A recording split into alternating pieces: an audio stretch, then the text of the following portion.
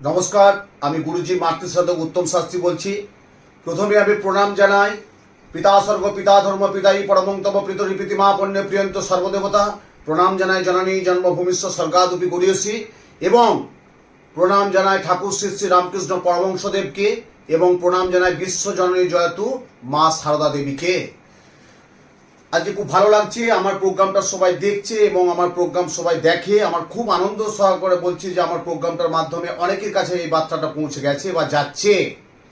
আজকে দর্শক বন্ধু যেটা আমি আলোচনা করব, বিশেষ একটা যোগ এবং তিথি। কি তিথি কি যোগ? আগামী 5ই জুন বুধবার সন্ধ্যা 7:15 গতে শ্রী শ্রী ফলহারিণী মহাকালী অমাবস্যা যোগ পাচ্ছি, অর্থাৎ ফলহারিণী মহাকালী অমাবস্যা। আপনারা জানেন ফলহারিণী মহাকালী কালিকা পুজোর অমাবস্যার মাহাত্ম্যটা কি, এটা আপনারা চিরাচরিত জানেন। তবু আমি একটু ক্ষুদ্র ভাষায় একটু ছোটোখাটো জ্যোতিষতন্ত্রে ঘরানায় আছি, আমি একটু আপনাদের বুঝিয়ে বলে দিচ্ছি।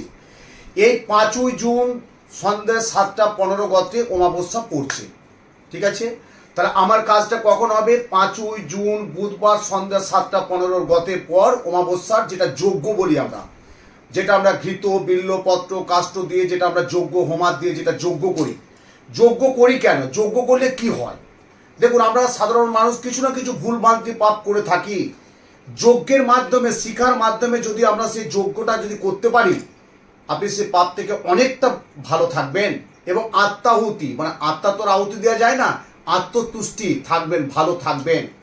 এই যে 5ই জুন ফলহারিণী অমাবস্যা, এর অবস্থাটা মাহাত্ম্য আমি কি বললাম, যে এই দিন ঠাকুর শ্রী শ্রী রামকৃষ্ণ পরমহংসদেব নিজের স্ত্রী অর্থাৎ সারদা দেবী মাকে মাতৃরূপে এবং ষোড়শী রূপে পুজো করেছিলেন এই ফলহারিণী অমাবস্যা ফলের মাধ্যম দিয়ে, এবং ঠাকুর ফলের দিয়ে পুজো করেই কিন্তু সিদ্ধি লাভ করেছিলেন মা ভবতারিণী, মায়ের দর্শন পেয়েছিলেন মা ভবতারিণী এই ফলহারিণী অমাবস্যা।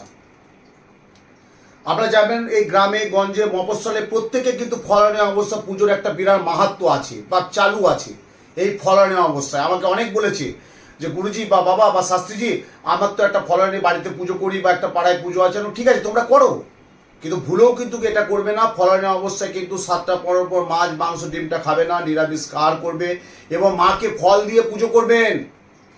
ফলহারিণী অমাবস্যা ফল দান করতে বলছে গো ঠাকুর শ্রী শ্রী রামকৃষ্ণ পরমহংসদেব নিজের স্ত্রীকে মা সারদা দেবীকে ওদিন ষোড়শী রূপে পুজো করেছিলেন, ষোড়শী রূপে পুজো করেছিলেন। এই সেই পুজো করে ঠাকুর রামকৃষ্ণ পরমহংসদেব মা ভবতারিণী দর্শন পেয়েছিলেন। এই ছবিটা দেখতে পাচ্ছেন, খুব অমূল্য ছবি কিন্তু দেখুন দর্শক বন্ধু। ঠাকুর শ্রী শ্রী রামকৃষ্ণ পরমহংস ষোড়োপচারের মাধ্যমে ফল ফুল নৈবেদ্য ধূপ প্রদীপ দিয়ে কিন্তু মাকে পুজো করছেন। এই ছবিটা দেখতে পাচ্ছেন, আমার অনেক কষ্ট করে অনেক করে আমি সংগ্রহ করেছি এবং ওই দিনই কিন্তু উনি মাতৃজ্ঞানে পুজো করেছিলেন ষোড়শী রূপে এবং মা ভবতারিণীর দেখা পেয়েছিলেন। আমি প্রত্যেকের জন্য বলবো ওই দিন ফলের অবস্থায় ফল দান করুন এবং যদি পারেন 16 কোলা। আমরা পুজোর অঙ্গ আমরা কি বলি? ধূপ দীপ নৈবেদ্য ফল মূল। কোলাটা কিন্তু বিভিন্ন পুজোর মেন অঙ্গ, ফলের মধ্যে মেন অঙ্গ হচ্ছে কোলা। যদি 16 কোলা পুণ্য দান করতে পারেন তবে কি আমি প্রত্যেকের জন্য বলবো, হ্যাঁ সারা জীবন কিন্তু ফলটা আমি না খেতে বলবো, আমি একজন শাস্ত্র মতে বলবো, কিন্তু সারা জীবন হয়তো কেউ পারেন অন্তত একটা বছর করবেন, দেখবেন আপনি ফল পাবেন পাবেন পাবেন।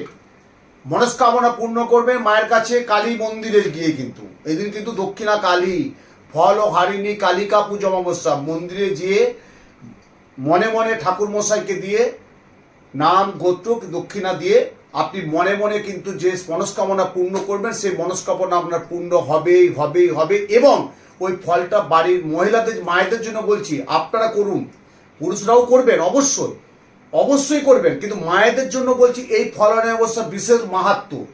স্ত্রী যে করবে তার স্বামী সন্তান বিভিন্ন স্বামী সন্তান পরিবার আত্মীয় স্বজন ভালো থাকার জন্য মায়েদের জন্য বলছি কিন্তু ফলহারিণী ব্রতটা করুন। এবং যে যজ্ঞটা আমি করি আপনারা জানেন যে আমি মন্ত্র উচ্চারণ করে, আমার কাছে অনেক 4-5 জন ব্রাহ্মণ থাকে, সবাইকে নিয়ে কিন্তু আমি যজ্ঞটা করি এবং আমার যজ্ঞ দেখেছেন যারা দেখেছেন তারা খুব মানে বলেছে সত্যি আমরা অনেক জায়গায় গেছি, আপনার যজ্ঞ আপনার পুজো আপনার পাঠ আপনার মন্ত্র উচ্চারণ এটা খুব কম দেখেছি।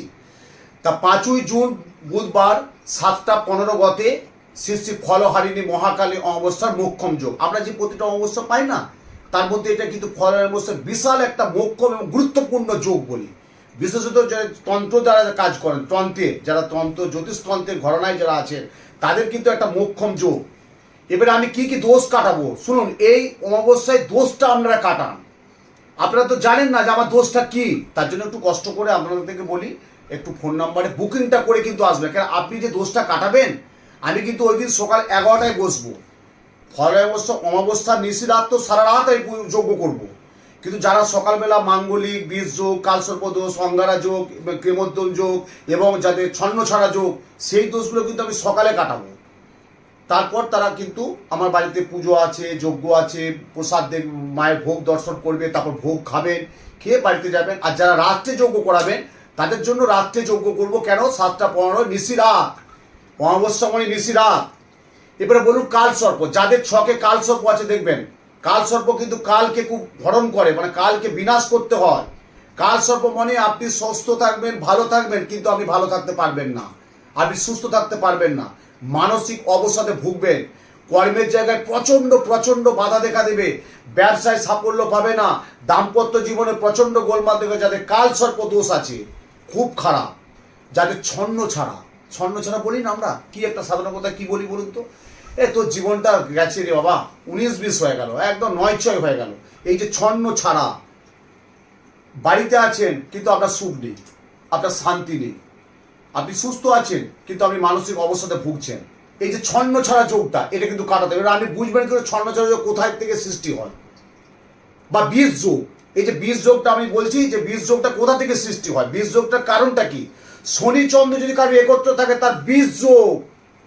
আর বীজ যোগ মানে আমরা সবচেয়ে বিষ বলে থাকি, ওটা বাবা বীজ যোগটা কাটাতে হয় সারা জীবনের জন্য। কিন্তু এই বীজ যোগ যার থাকবে তার অনেক কিন্তু বাধা বিপত্তির মধ্যে আমাদের ফেলে দেয়, অনেক।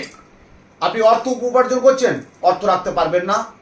আপনি কোনো গাড়ি ড্রাইভ করছেন, গাড়ি চালাচ্ছেন, মানে একটা গাড়ি থেকে একটা বিরাট সমস্যা হবে। আপনি কর্মের জায়গায় ভালো কাজ করছেন, ফোকাস দিচ্ছেন, কাজের জায়গায় আপনি সাফল্য পাবেন না। গুপ্ত শত্রুতা আপনার প্রচণ্ড ক্ষতি করবে, যাদের বীজ যোগ। মঙ্গল শনি যার থাকবে তাকে আমরা কি জানেন তো বলি ছন্ন ছাড়া, খুব খারাপ। মঙ্গল এবং শনি যদি কারো একত্র থাকে তাকে বলি ছন্ন ছাড়া যোগ কাটাতে হয়। দেখবেন পরপর যদি 4টে ঘর পরপর কারো গ্রহ নক্ষত্র অনুযায়ী 4টে ঘর ফাঁকা বনে, তার কালসর্প, এই কালসর্প দোষ কাটাতে হবে। মাঙ্গলিক তো আমি বলেছি, এত বছর প্রোগ্রাম করছি। মাঙ্গলিক যাদের লগ্নে মঙ্গল, চতুর্থ মঙ্গল, সপ্তমে মঙ্গল, অষ্টমে মঙ্গল এবং 12তম ঘরে মঙ্গল যাদের অবস্থিত থাকবে তাদেরকে বলা হয় মাঙ্গলিক। সেই মাঙ্গলিক দোষ না কাটালে তার বিবাহতে প্রচণ্ড বাধা আসবে, একাধিকবার যোগাযোগ আসবে, বিয়ে হবে না, এবং হয়তো বিয়েটা হলো তারপর দাম্পত্য জীবনে একটা আইনি ঝামেলা হবে, ডিভোর্সের জায়গায় চলে যায়। এই জন্যে যারা হিন্দিভাষীর মানুষ আমার কাছে অনেক চেম্বারে আসে, যারা হিন্দি প্রবাসী মানুষ, শাস্ত্রীজি আমার তো কন্যার মাঙ্গলিক আছে, হ্যাঁ আপনার তো আমার ছেলের মাঙ্গলিক আছে, ওরা মাঙ্গলিক বলে এই ব্যাপারটা, আমরা বলি মাঙ্গলিক, ওনারা কিন্তু মাঙ্গলিক বলে। মাঙ্গলিক দোষ কাটাতে আসে কিন্তু। এবং অঙ্গারা যোগ, যাদের মঙ্গল শনি, তারা কাজ করবেন, অর্থ করবেন, ফল পাবেন না। তো এই যে ফলহারিণী অমাবস্যা অর্থাৎ 5ই জুন বুধবার পূর্ণযোগে পূর্ণ লগ্নে শুভক্ষণে শুভতিথিতে ঠাকুর শ্রী শ্রী রামকৃষ্ণ পরমহংসদেব মা সারদামণি দেবীকে ষোড়শী রূপে পুজো করেছিলেন। এবং আপনারা কিন্তু একটা ফল মায়েদের উদ্দেশ্যে বলছি, ওই দিন আপনারা যে কোনো কালী মন্দিরে গিয়ে, যে কোনো মন্দিরে গিয়ে, বিশেষত কালী মন্দিরে গিয়ে ওই একটা ফল দান করবে। ওই ফলটা আমি বলবো সারা জীবন খাবেন না, আর যদি নাও পারেন অন্তত একটা বছরের ফলটা খাবেন না। এবং নিজে একদম মায়ের কাছে ঠাকুর মশাইকে বলুন যে আমি এই ফলটা দান করছি, ত্যাগ করছি, আমি খাবো না, আমার মনোবাসনা যাতে পূর্ণ হয়। এবং ওই দিন ফলের যদি কেউ মালা মাকে উপহার করে দিতে পারে, বিরাট কাজ আছে। ফলের মালা হাতে 108টাও কেউ দিতে পারে, যে কোনো ফল, একটা 108টা মুসুম্বি, 108টা আপেল, 108টা যে কোনো কলা, বা 108টা লেবু, বা 108টা নাও যদি 51টাও দিতে পারে, ধূপ দ্বীপ মোমবাতি বস্ত্র দিয়ে যদি ফলের মালা পরাতে পারে। আমার বাড়িতে প্রচুর কিন্তু ওই দিন ফলের মালা পরে, অনেক ভক্ত শিষ্যরা নিয়ে আসে। এবং আমি আমার বড়বাগান বেহালা শিলপাড়া বড়বাগান নিজ মন্দিরে মা রাজরাজেশ্বরী মা, এবং আমার বাড়িতে মা রাজরাজেশ্বরী, তারা মা, বাবা মহাদেব এবং মা সারদা দেবী, মা আমার ঠাকুর শ্রী রামকৃষ্ণ পরমহংসদেব, বিবেকানন্দ, লোকনাথ বাবা, সমস্ত দেবদেবী এবং দশমা বিদ্যা সমস্ত আমার দেবদেবী প্রতিষ্ঠিত আছেন। প্রত্যেককে বলবো ফলহারিণী অমাবস্যা আপনারা পালন করুন। এবং ফলনের অবস্থায় আসার আগে কি দোষ সেটা আপনারা ফোনে যোগাযোগ করে যে চেম্বারটা সুবিধা হবে সেই চেম্বারে এসে যোগাযোগ করুন। ভালো থাকুন, শুনতে থাকুন। তার এরপর ফলনের অবস্থায় কী কী করণীয় সেটা আমি পরের প্রোগ্রামে আপনাদের সামনে তুলে ধরবো। জয়।